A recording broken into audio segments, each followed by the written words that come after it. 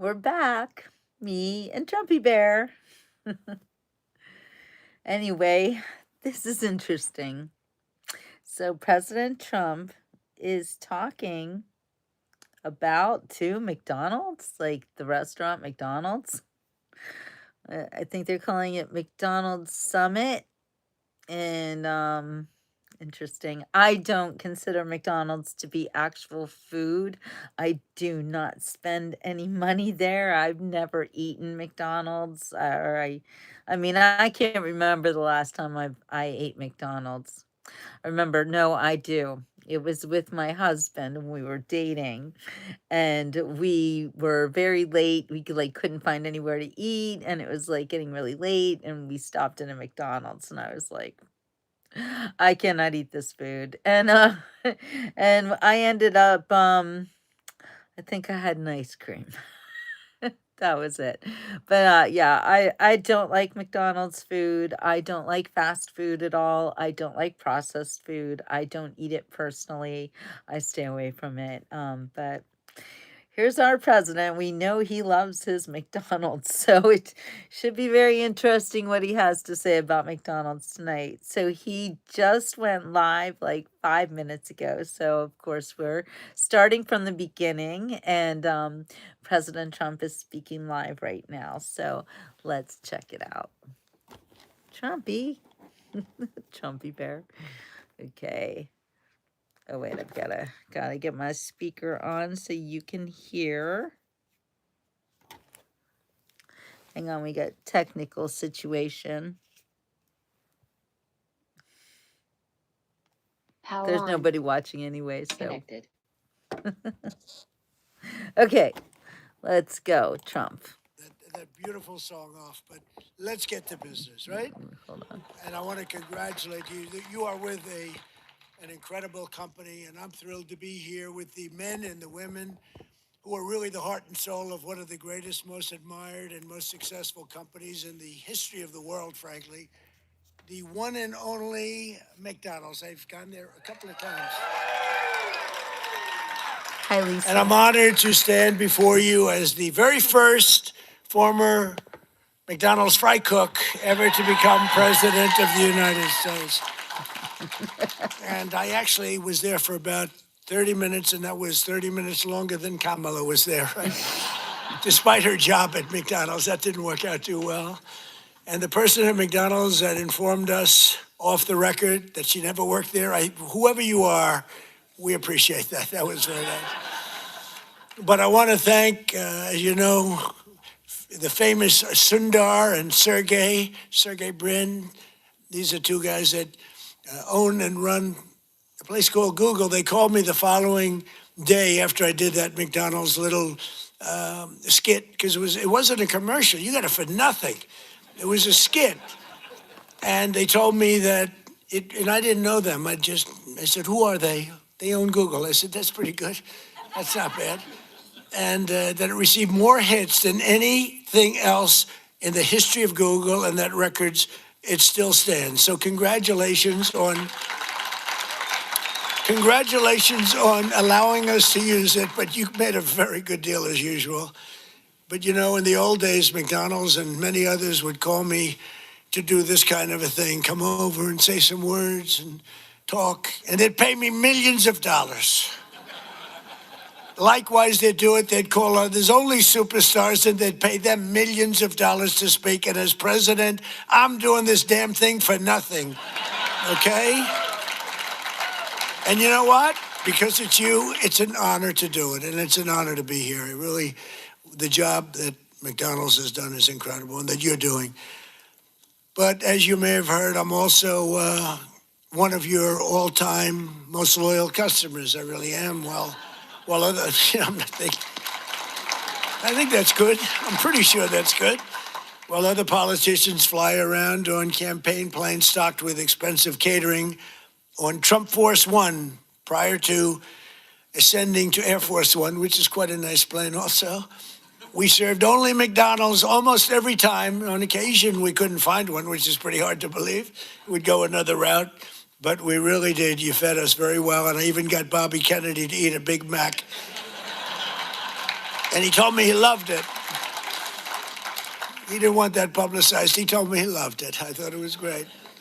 I want to thank McDonald's chairman and CEO, Chris Kempczinski, who I just met backstage. I guess gave him a little piece of my speech signed. I said, do you want to keep this? You can either hang it, you can give it to somebody, you can throw it away. I don't care. But I don't stay on the speech too long anyway, so usually those speeches aren't too accurate, what I give. But McDonald's USA president is here, Joe Erlinger. Joe, wherever you may be, thank you very much. Thank you. Thank you, Joe. Good job, along with everyone from the International Franchise Association, which does really fantastic work. You do, I've heard from many people you do a fantastic job. So thanks as well to two former McDonald's operators now serving in Congress, Representative Kevin Hern and Chuck Edwards. Are you here, fellas? Come on, fellas. And they're warriors, those two. They're warriors. Thank you very much. Great job. And of course, let me thank the people who truly keep the McDonald's magic alive, the incredible franchisees, and you got a lot of them here tonight. Yeah, and you're the heart and soul, and they would tell you that all the time. They tell me that. You carry on the commitment to what Ray Kroc said he wanted from every McDonald's restaurant, perfection. Have you heard that? Perfection. That was very strong. Ray liked to say that if you think small, you'll stay small. And that's why no one thinks bigger than McDonald's, not in your industry, and probably never will. I don't know if anybody can ever catch you. I doubt it. Every single day you feed an incredible 1% of the entire world population, 70 million meals every day. An amazing 1 in 8 Americans works behind the counter of a McDonald's franchise at some point in their lives. Yeah, we heard about that. I heard about that. Wasn't true in that particular case, but for tens of millions of our citizens, the road to the American dream starts beneath the golden arches, beautiful golden arches. So to each and every one of you, thank you and congratulations on 70 years of American greatness. Congratulations. And I just might add, this is also the golden age of America because we are doing better than we've ever done as a country. Prices are coming down and all of that stuff. And, they talk about different terms for that, but I will tell you that nobody has done what we've done in terms of pricing. We took over a mess. We had the highest, think of it, the highest inflation in the history of our country. They say 48 years it was the history of our country. And now we have normal inflation. We're going to get it a little bit lower, frankly, but we have normal. We've normalized it. We have it down to a low level, but we're going to get it a little bit lower. We want perfection. You always want 1%. I don't know if anybody knows. You don't want zero. Zero can be bad. Then you start going the other route. That's no good either. Then you say, what's worse, deflation or inflation? But we have it almost at the sweet spot, and prices are coming down on different things. One of your groups that you admire, I admire, Walmart, came up last week and they announced that Thanksgiving this year is 25% less. All of the accoutrements, that Thanksgiving is 25% less than it was last year under Sleepy Joe Biden. So that's a big statement. And others have followed up by saying just about that. And to your leader, when we met, I said, how are you doing with prices? Prices are coming down. He said, we were up 40% because of Biden and inflation, and they're coming down, and they're coming down rapidly. So I hope that all continues to go, but we're really doing well as a country. Most importantly, however, I will tell you, big picture, we have over $17 trillion being invested in our country in 9 months.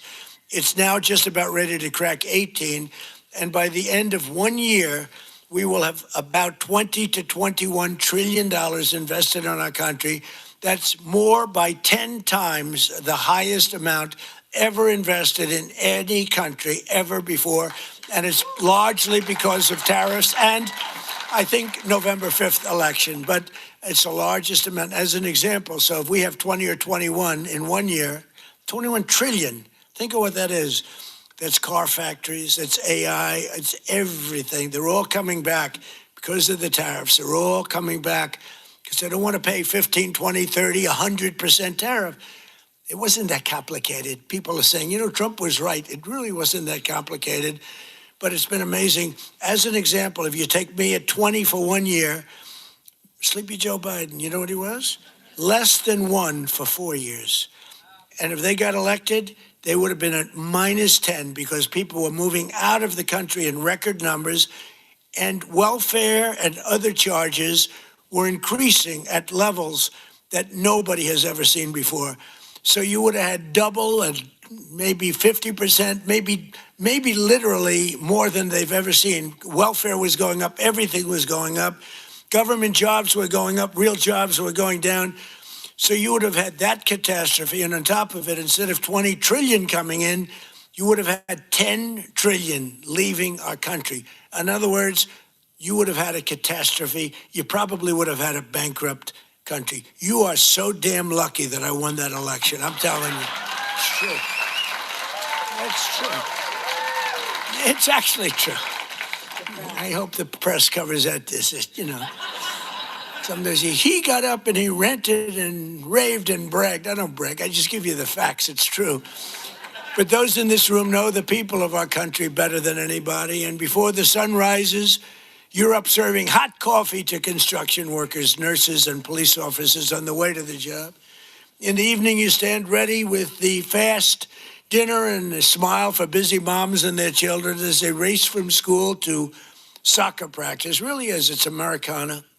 And late at night, your lights are off and the only one still glowing when the long-haul trucker pulls up for a good meal and a best Coca-Cola in America. Best Coca-Cola. Whoa. And I'll bet they use real sugar in your Coca-Cola. They didn't in the United States. I said to the head of Coca-Cola, you got to go to sugar. They do in other countries. And you know what? They went to sugar. Isn't that nice? I said, you got to go to sugar. Just like I said, why is the Gulf of Mexico called the Gulf of Mexico? I said, we're changing the name. And now it's the Gulf of America. It has nothing to do with McDonald's, but maybe it does. Because it's very nice cycle. We have 92% of the shoreline. They have 8%. I wouldn't say I made a lot of friends in Mexico, but they still like me. Wasn't that a good change? Seriously, wasn't that beautiful? And it was done in an instant. It's like, normally you think a thing like that would take years. This took like 10 minutes. I asked somebody, good lawyers in my office, I said, would I be able to change the Gulf of Mexico? Is that possible to the Gulf? Sir, it's been that way for 350 years. They were here 100 years before us. We're 250, they were 350. It's been called the Gulf of Mexico, sir, for 350 years. I said, that's not the question. Am I able to change it? Yes. What do I do? Just give us the order and we'll do it. And I did, and we changed it, and everybody's happy. Well, not everybody, but most people. Most people are happy, but it's great prestige for our country. It's tremendous prestige for our country. And that's good for McDonald's, and that's good for everybody else. As president, I want you to know that I'm fighting every day to support small businesses like yours and the citizens that we all serve. And together we're fighting for an economy where everyone can win, from the cashier starting her first job to a franchisee opening his first location to the young family in a drive-through line. I've been on that line many times. Actually, that line was incredible in the commercial, right? It wasn't a commercial, it was about, but they have the line. The people had no idea. So I made the French fries. The guy was really good. He had a great wrist. He was, sir. He was going like, sir. Yeah. It was not that easy, but I got it sort of finally. Not the greatest, but I get pouring it in, asking him all sorts of stupid questions, but it was very interesting. Amazing. A little thing is not, it's a little complex, right? To father and son over there that own a lot. They're very rich people. But I'll tell you what, I asked, how many do you have? Sir, I have 59. I said, you're rich. But nobody knew in the line. That line was a long line. They had 25,000 people, so somebody let them know we were coming. It was toward the end of the campaign. And after I did the French fries and did some other things, I then stood at the window, and the people would drive up, a little bored, in all fairness. It is, I mean, they're waiting for a hamburger, okay? So they drive up like this. They look over. Whoa! Every one of them. And it was fascinating. Every one of them, they would, it was, the response was incredible. Almost like I knew I was going to win when I saw that. I knew, because the response was love. It was great. They had a good time, but we did, I think, 12 people. Every one of them had the same response. They drive up, they this, they get that, getting a little cash ready, and they look over, and it was, some did a double take, some went like that. Whoa. But it was sort of an amazing moment. I did a garbage truck also, right?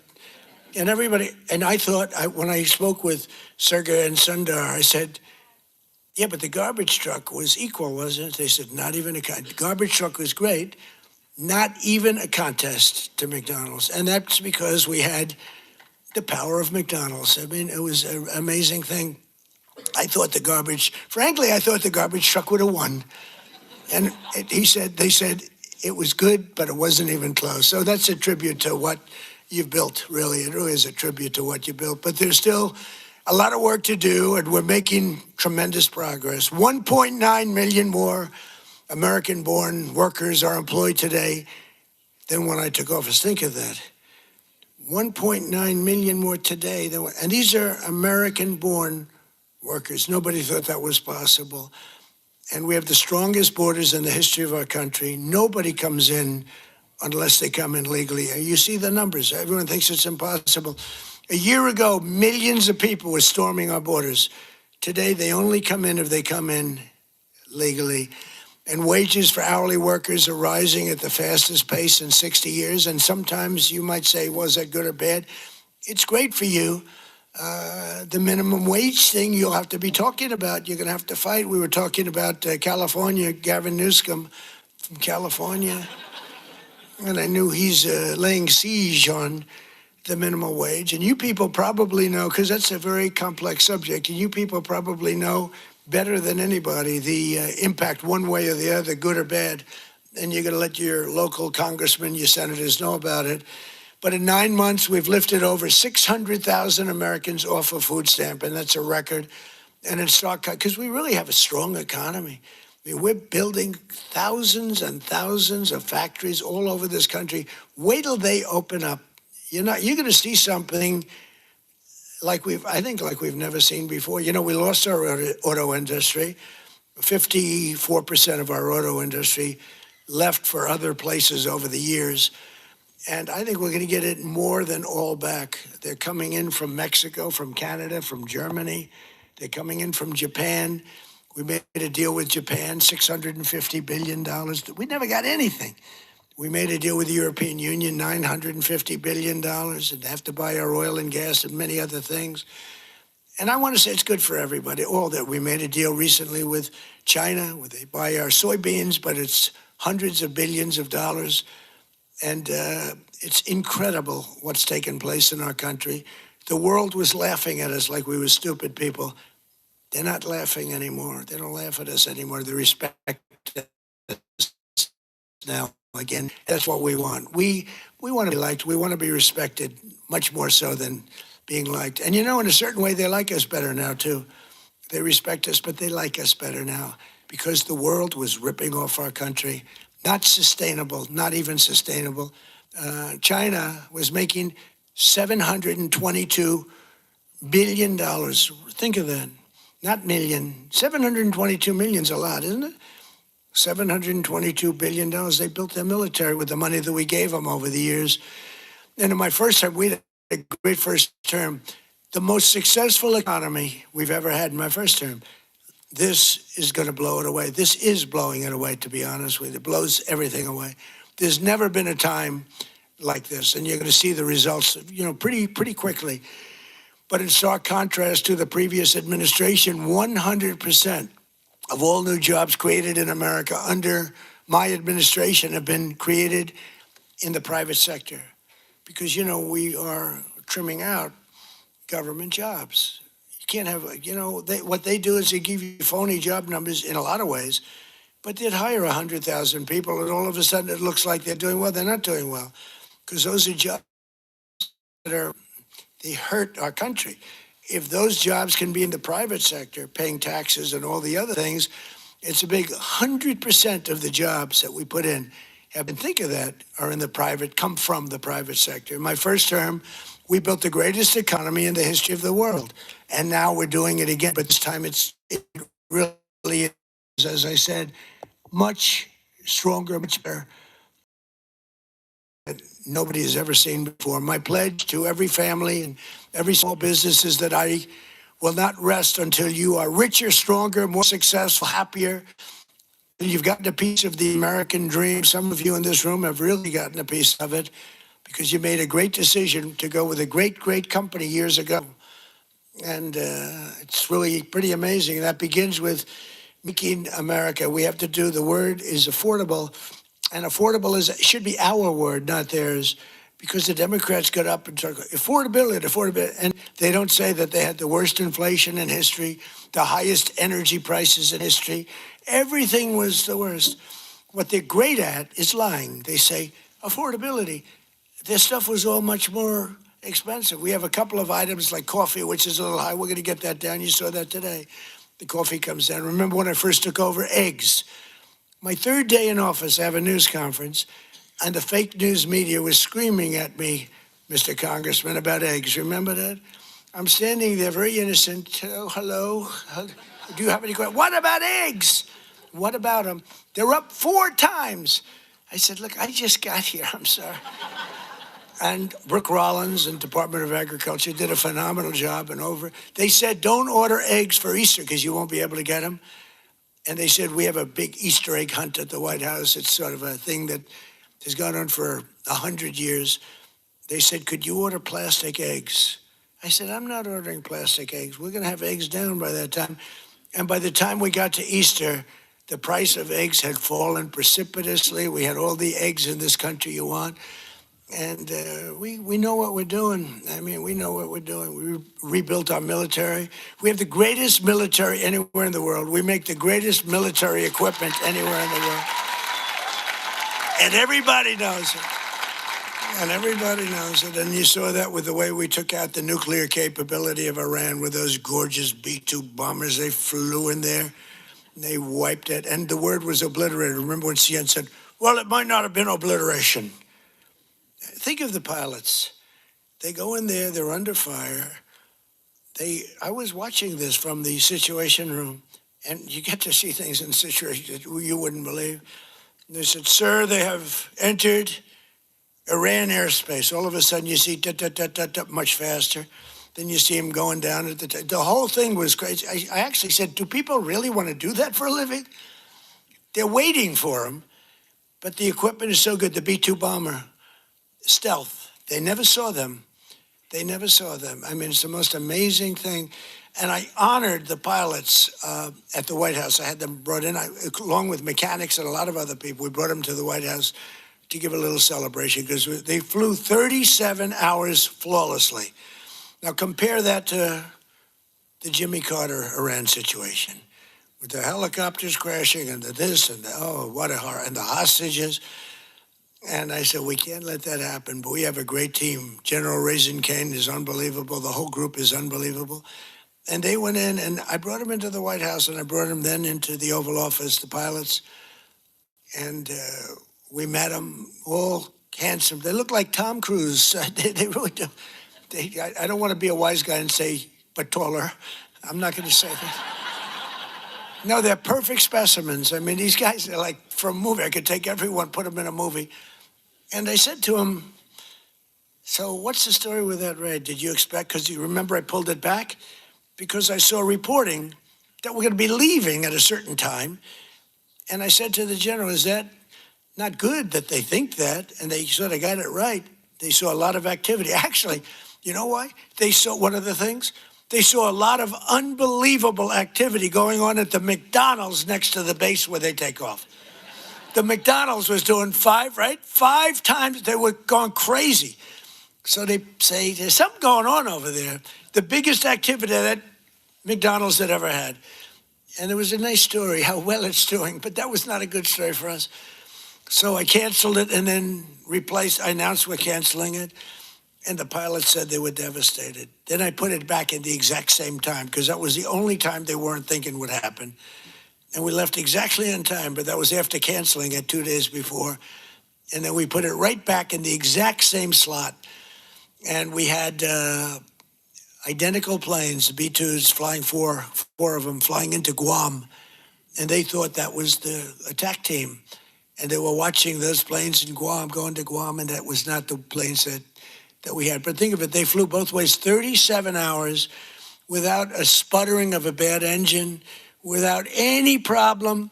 But they got in and they said they have entered Iran airspace and the enemy's waiting for them. And they dropped the bombs. They hit every chute. You know, they have air chutes that go deep into the granite mountains. If you don't hit those chutes, the damage won't be as big as you want. And every bomb hit every chute. And then we hit them with rockets from a submarine that was quite a distance away, 30 of them. Let's put it this way, they got hit. And it totally took out the nuclear capability. And I said to these guys when they came in to the office, I said, do you guys like doing this stuff? You know, they said, sir, it was the greatest day of our life. Can you believe this, Congressman? It was they're like heroes. They're like American heroes. Who the hell wants to sit? You know, those ships are very big, but they're very small when you're up way high, going very fast. And he said it was the greatest day of our life.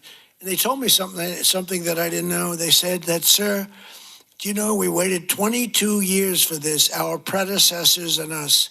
We would practice this run for 22 years. I didn't know that. For 22 years, we had to practice. We'd do it 3 times a year. We would practice this exact run. And then when you canceled it, because I canceled when they heard that we were coming, we were devastated. I said, now, if I were a flyer and they canceled, I'd be extremely happy. Well, we're canceled, so let's forget it. But we were devastated. So I said, this is something you really love, right? Yes, sir. We were so honored. This was the greatest day of our life. I mean, it's really great. We just have incredible people in this country. It's an amazing story. And they hit, and then they said, skedaddle, the word skedaddle. And that plane went psh, like this. You know, when it drops a bomb, it goes down very steeply because that gives it a better angle and, you know, more speed for the bomb. Very, very heavy bombs. And they go, boom. And as soon as those things, the one pilot, the first one said, skedaddle. And that thing just turned on its side. And it's so unbelievable. And that knocked out Iran nuclear capability. And all of the Middle East became a different place. And now we have peace in the Middle East. And at the United Nations today, they approved the Board of Peace, which is I'm going to chair. And we're picking the leaders or the heads of the most important nations in the world. I think it'll be a board like no other than perhaps the McDonald's board. You have a very good board. You actually have a very good board. But nobody thought a thing like that this just happened today. The Board of Peace, and it's going to be comprised of myself and leaders of other very important nations and very respected nations. And it's going to be something I think is going to be very important. It was just approved. It was just endorsed by the United Nations. It was pretty great. It's a big thing. I think it's one of the most important things the United Nations will ever do, actually. But Joe Biden's prices and his hikes cost a typical American family an estimated $33,000 and hit your workers and your customers and your small businesses. Very, very hard. The Biden administration started the affordability crisis, and my administration is ending it. I'm ending it. Prices are way down. If you just look, so we don't have, as I said, the inflation, but our energy prices are way down. And, you know, despite hamburgers being a big business, energy is one business that's bigger. When you get energy down, everything else is affected. If you start bringing the price of gas, that's like a massive tax cut. And they were selling, you know, they were having gasoline at $4.75 a gallon and $4.50, $3.50, $3.75. We're going to be able, it looks like we're going to be able to hit $2 a gallon in the not too distant future. But let's say we're $2.50, $2.70. Other than places like California, that's not fair because they put so high a tax on. that you're really paying. A lot of that price is the tax that you're paying to government, which is horrible, actually, what they do. But the price of gasoline and the price of energy is way down. So when energy comes down, you make the donuts, you make the chicken, you make whatever you're making. Everything is all about energy. You have to deliver it. You have the trucks. You have the fuel. When energy comes down, and it's come down fast, we had an expression, drill, baby, drill. And I drilled, baby, drilled. I tell you, we drill. And last month it was announced we produced more oil and gas than any time in the history of our country by far. And when you do that, everything comes down. You don't even have to look at the numbers. And it's all beautifully coming down. And as per your chief executive and your chairman and everybody else, they tell me the prices at McDonald's are coming down. It's moving down. Unfortunately, they were so high in the last administration that people aren't that happy because it was so high. So even though it's coming down and coming down a lot, they want to see where it was, like when I was president. And we'll be getting it very close to that number, maybe even better, depending on what we do with energy. But the energy is coming way down. In the 9 months since I took office, we've stopped inflation in the tracks since January. The core inflation has been the lowest in just about 8 years, just changed. It was 4 years, now it's 8 years. It just changed about an hour. They just said, sir, if you want, we can rewrite the speech. I said, no, I can remember it very nicely, thank you. I'm not Biden. In the past 6 months, the price of breakfast items has fallen 14%. Bread prices are down. Dairy prices are down. And the price of eggs has declined 86% since March, and much more than that since when I took over. Because when I took over, it was an egg crisis, as we said. And I want to give a very special thanks to McDonald's for slashing prices for your most popular items, bringing back extra value meals, and I hear you're recommitting to the affordable options of Americans that we really know and love, all of the items that we love. And I hear that McDonald's is playing a very big role in that. We're getting prices down for this country, and there's no better leader or advocate than McDonald's. And I believe the next time maybe I'll have to be back here again next year if you get them down enough, okay? That's all you have to do for me is get them down enough. We'll come back. We'll come back, Mr. Chairman. But while Democrats wanted to give Americans the largest tax hike in history in July, I proudly gave you the largest tax cuts in American history and signed the one big beautiful bill. I call it the great big beautiful bill into law. That includes no tax on tips, no tax on overtime, and no tax on Social Security for our great seniors. That is a big deal.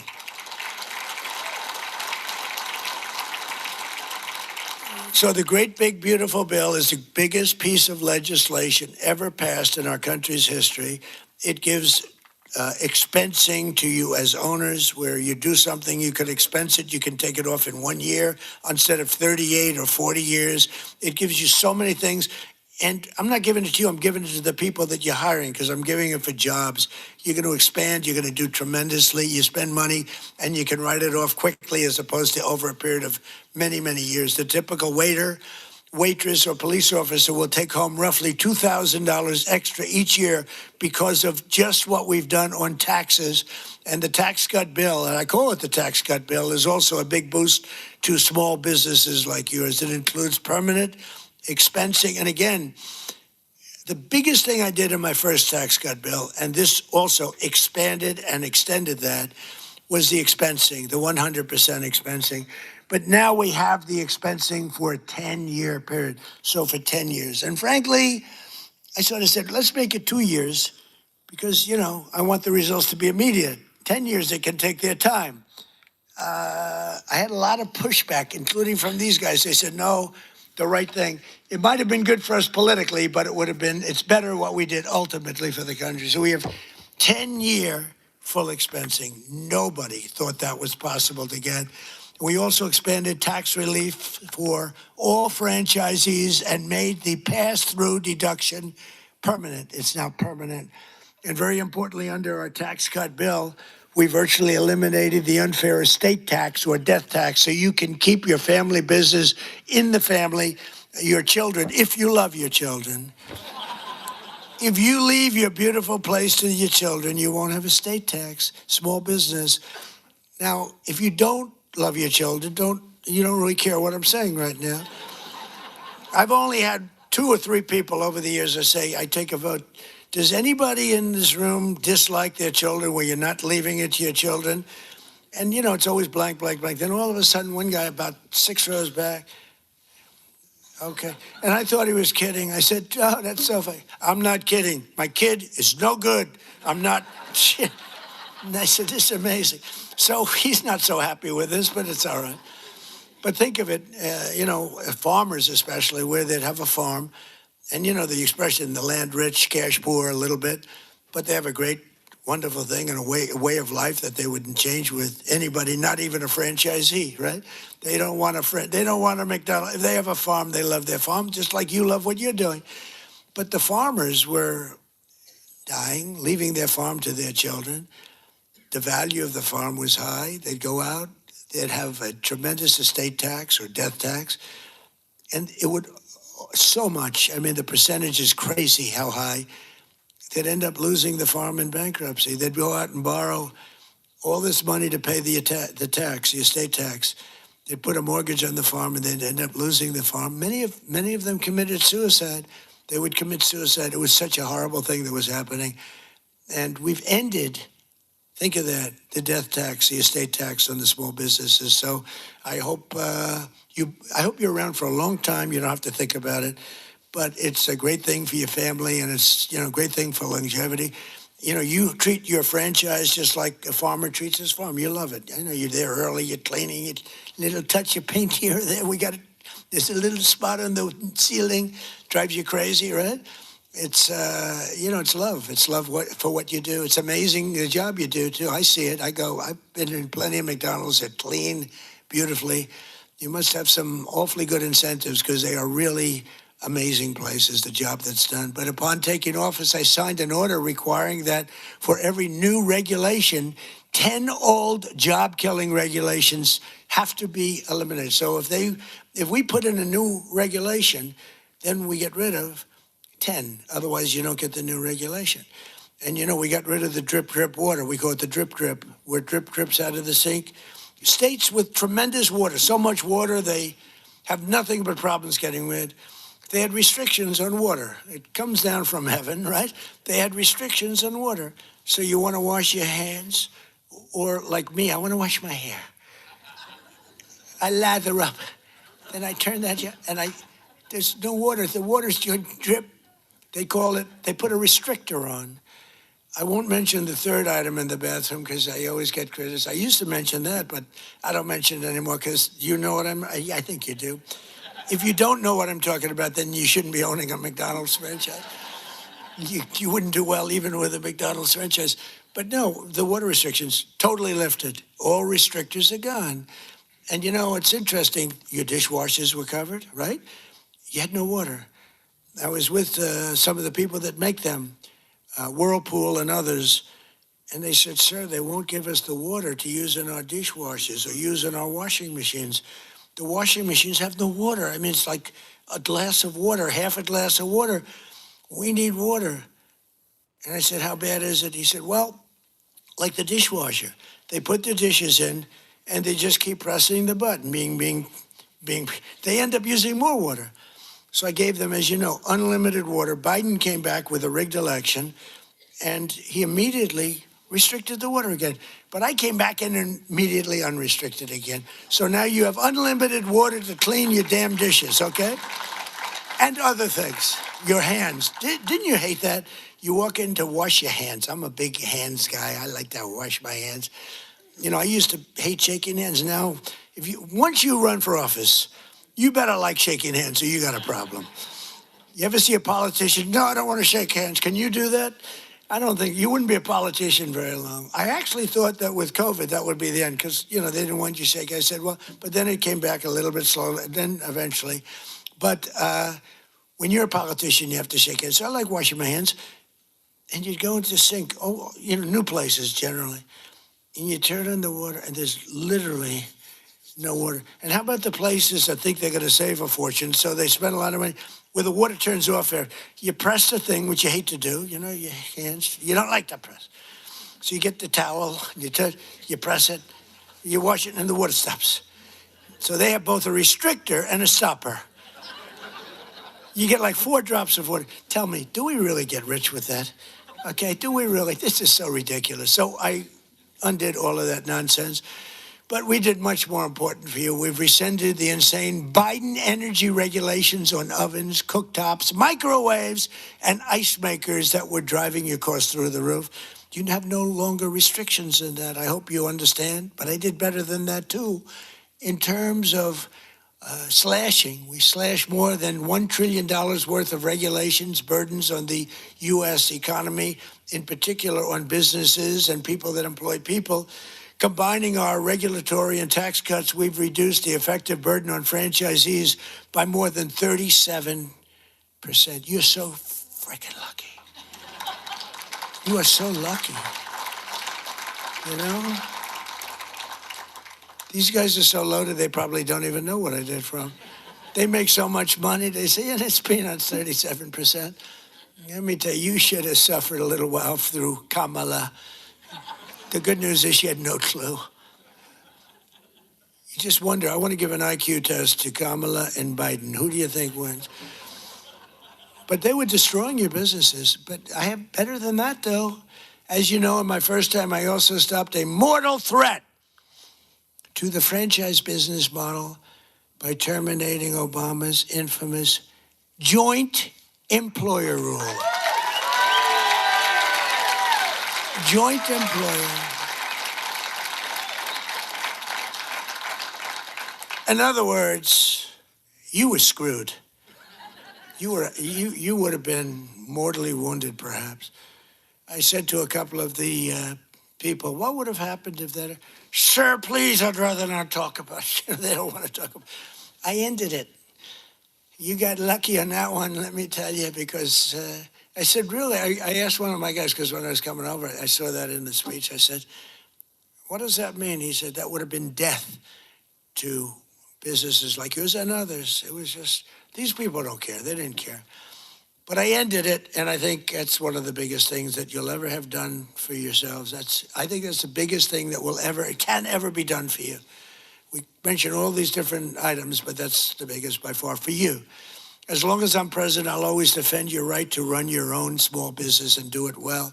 And some of your small businesses have become very large business. One of the franchise owners here today is Carlos Matios Sr., who escaped communist Cuba when he was just 6 years old. In America, Carlos took jobs as newspaper delivery boy, a factory worker, and eventually became a New Jersey police officer. Then, in 1998, Carlos switched careers and moved to Virginia, where he took over his first McDonald's. Where's Carlos? Is he around here? Let me see. Come on, stand up. Stand up, and your son too. Stand up, your son. Good looking son. I met him backstage. He had a knack for turning around poorly performing restaurants, and today his family owns nearly 60 McDonald's all along the East Coast, including at the Pentagon, where I've ordered numerous Big Macs, right? In fact, he served when the great football team came in. He served McDonald's, and you'd have these guys walking out, the biggest human beings I've ever seen. They were the national champs, right? Remember the team? Who was the team? You remember the team? He said Clemson, that's right. And these guys, I don't know, they were, like 6'6". What do you weigh? Sir, I weigh 392. I said, but you reported it much less. Yeah, that's what they say. But and he'd have like 12, just each. And I thought he was bringing them back to the rest of the team. I said, that's nice, but maybe the team wants them. No, this is what I said, are you going to eat all of them? Yes, sir. He didn't even know what I was talking about. But you served it, and you did a great job. In 2019, when we hosted that great Clemson Tigers at the White House, I literally brought dozens of quarter pounders from McDonald's. We bought the whole thing. We bought the quarter pound. We bought actually just about it. Well, he really had no choice because he just took everything he had in the whole restaurant. We got whatever the hell, probably whatever didn't sell, we got, right? But Carlos is here with Carlos Jr., his son, who started as a cashier and now runs dozens of the restaurants. Congratulations, fellas. What a great family. Congratulations. So in conclusion here tonight, carry on and really just keep going and inspiring that legacy and that pride that you have at really beyond almost all else.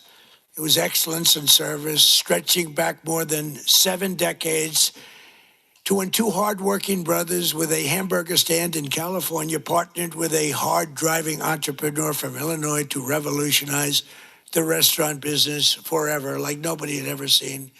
Because of men and women like those in this room who have pride in your souls, love in your hearts, and ketchup in your veins. Did you ever hear that one? 70 years later, McDonald's is the #1 fast food restaurant in the entire world, and honestly, it's not even close. What a job you've done. And it still is really growing stronger with 900 new restaurants planned in the United States in the next 2 years alone. And I think with the great, big, beautiful bill, you might even double that number. I can imagine you'll double that number. But it's amazing to watch you grow. You know, the big ones, they get a little slow, they get a little fat, they get a little sloppy. This is a company that's gone just the opposite. You've gotten more and more competitive. I look at your numbers. You've gotten more and more competitive over the years, over the generations. Your spirit, generosity, and devotion to your communities has really made McDonald's a symbol of American values, aspiration, and success that's recognized all over the world. You are recognized all over the world, something that, and there's a lot of great, I mean, compared to the total, not so many, but there's a lot of great leaders, great companies. But I think more than anybody, McDonald's is recognized all over the world and as widely as, frankly, the stars and stripes themselves. And everywhere there's a McDonald's, we see stars and stripes. Everywhere the American flag flies, you'll find the golden arches, and there you'll find good people doing honest, beautiful, hard work, and happy families sitting down to a really great meal. Because no matter who you are, everyone loves something at McDonald's. There's always something to have. I like the fish. I like it. You could do a little bit more tartar sauce, though, please. Seriously. I hate when I say, do you have any tartar sauce? Do you understand that? Yes, I do. You understand that? Together with hardworking Americans like you, we're going to pioneer new heights of prosperity. We are doing better as a country right now, and people are seeing it. The Wall Street guys know it.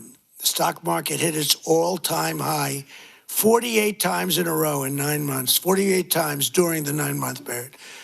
And we're hitting the highest stock market we've ever had in history. All markets, all three, all markets, every one of them has hit all brand new highs. It's a good time to be making this speech, because when you make one of these speeches, if you're doing lousy, it's not good.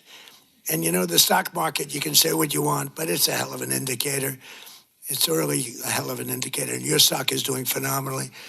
But the stock market has hit an all-time high 48 times during the last 9 months. So we're going to pioneer new heights even from that.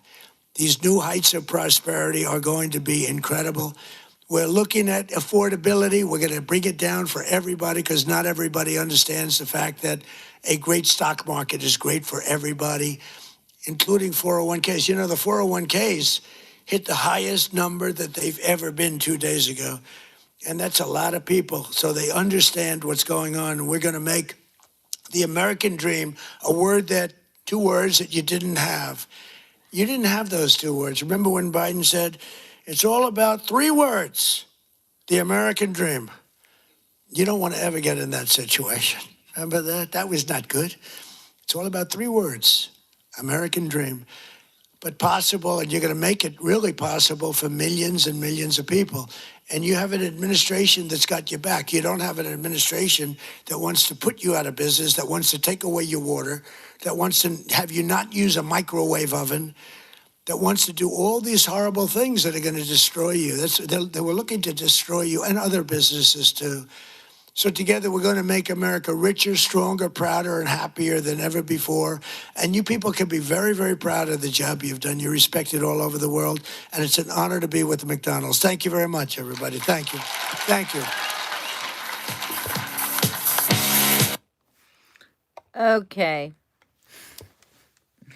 Trump and his McDonald's. Well, I don't agree with it. I don't eat McDonald's, never did, never will. I think it's absolute garbage food. But I do applaud the great business acumen it took for Ray Kroc and the two McDonald's brothers to actually take over the world of fast food. They certainly did an amazing job. And McDonald's is now all over the world, which is pretty impressive. It is not the same, however, all over the world. It's horrible here. Americans have been poisoned for the past, I'm going to say, at least 50 years, maybe longer. And I'm turning 60 in a couple of weeks, so I've been around for most of it. And the reason that I moved to Switzerland in 1990 was because of the food that Americans were eating. And I didn't want to raise my children in this country where it's okay to poison people with food. So I don't agree with any of this. I also don't agree with President Trump wanting people to go on Ozempic and things like that. Again, Americans don't know how to eat. That's all. I moved to Switzerland because I also didn't believe that that Americans knew how to eat, and I didn't want to raise my children in a country where people are being encouraged to eat very bad food that is bad for them. And don't tell me Americans are starving because they're eating such garbage. I mean, yes, nutritionally, they are starving, but they do get a lot of food to eat. I'm not looking at any of your comments, by the way, because I know a bunch of you are just out for hatred and nastiness, and that's not what I'm about. I love my country. I don't always agree with President Trump. And when it comes to food and health, I don't agree with him at all. I don't agree with the McDonald's thing, and I also do not agree with taking drugs to lose weight. I think that's crazy. In fact, I just ended a 45-hour fast. I don't eat every day. Sometimes I don't even eat every 2 days or 3 days. It just depends. I don't think people need to eat all the time. I think fasting is a really, really healthy thing to do. Try it. Try skipping a few meals and see what happens. I just skipped 2 days of meals and I feel fantastic. I just broke my fast with some hummus and cucumber, and it was absolutely delicious. And a wrap. It was great. And I feel great, and I'm ready to fast again because I hate American food. I just do. I think it's terrible. Anyway, trying to be my healthy self, going to be 60 in a couple of weeks and feeling fantastic. So there's that, because I fast, because I don't eat all the American food. Yeah. Anyway, I'm going to say ciao for now. We got Trumpy Bear here, and he's getting ready for bed. So I hope you guys have a wonderful rest of your evening.